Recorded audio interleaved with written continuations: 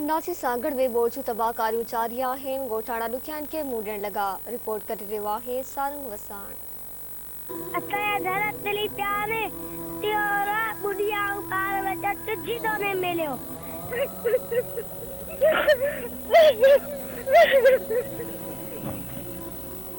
हर तरफ़ आहूं ई आहूं ऐं दाहूं ही मुंहिंजी सिंध जे मारवड़नि सां कहिड़ो वेदन थियो आहे।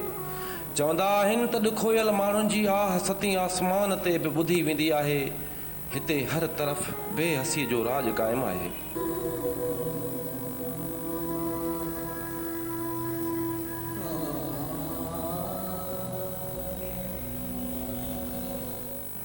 उन बेहसीअ जे आलम में मुंहिंजे सिंध जूं मायरूं अमड़ियूं बेवसी विचां जॾहिं सुॾका भरेनि थियूं त ॿुधंदड़ बि पंहिंजे जज़्बनि ते क़ाबू नथो रखी सघे।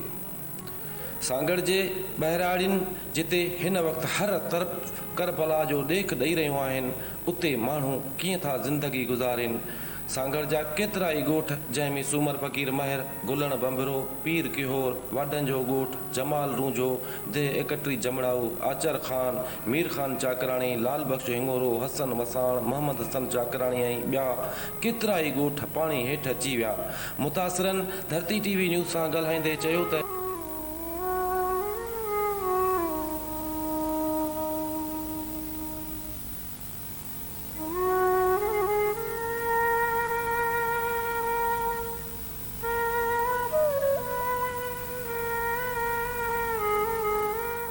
असांजा घर तड़ किरी विया आहिनि।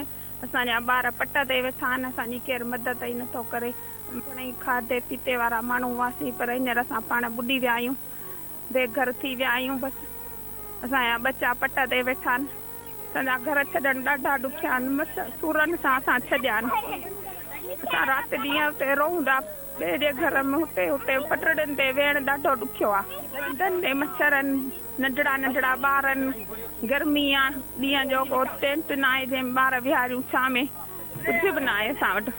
किरी विया सॼा परेशान आई। ॿियो बचा सर करे निकिता आहियूं, बसि ॿियो त कुझु बि कोन निकितो घर मां। ॾाढा परेशान आहियूं। अञा ताणी वञा त असांखे त कुझु बि कोन मिलियो आहे। असीं मज़दूर आहियूं, वीचारा मज़दूरी खाऊं कयूं। सरकार का मदद असांजी करे। असीं ग़रीब बचड़ा असांजा सभु बीमार आहिनि, दवाऊं बि वरितियूं, असीं किथां ग़रीब मिसकीन वठूं। कई वॾे पाणी में ॾिसरिया असां न कई शइ को जुड़ी, न को तंबू, न को कोई शइ, न को आमदनी, न को कोई शइ को था ॾियनि थी अॼा। ते असां न त कई को जुड़े पानी से ॿाहिरि आ जाऊं, असां न को आमदनी, न को कई, न को कई। ॿार बीमार है, उहा न को दवा, न को सुई। पानी से बुढ़े ॿार निसरिया कई को जुड़ियो, न को तंबू, न को बीजा, न को खाधे पीअण सामान, न को का शइ को ॾिनी असां हुकूमत तरफ़ां।